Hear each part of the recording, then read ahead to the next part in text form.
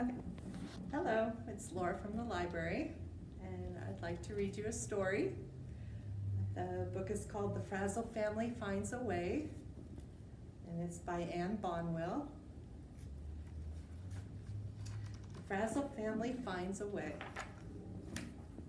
The Frazzles were forgetful. They forgot their umbrellas when it rained. They forgot their coats when it snowed, and their sunscreen when it was sunny.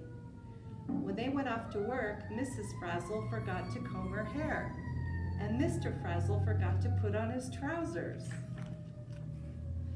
When they went off to school, Annie and Ben forgot they weren't on vacation anymore.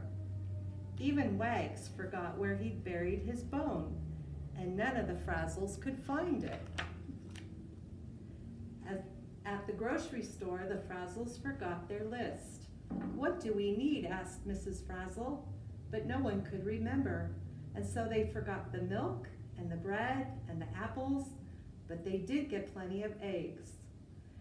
They forgot where they'd parked the car. They forgot how to get home, and worst of all, they forgot Grandpa in the frozen food section. That night, they had a family meeting. "Something must be done," said Mr. Frazzle. And so Aunt Rosemary came to stay.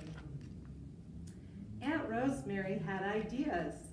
"What you need is my system," she said. "It's guaranteed to work."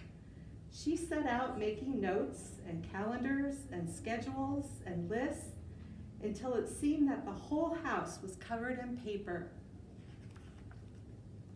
But the Frazzles were so forgetful that they forgot to bring their lists, and they forgot to look at their notes and consult their calendars and check their schedules too. "Tisk," said Aunt Rosemary, "you are worse than I thought." She made the Frazzles tie strings around their fingers to help them remember what they forgot. "My strings are foolproof," said Aunt Rosemary. "Surely they will work." But they didn't. "Tut," said Aunt Rosemary, "it seems you are hopeless."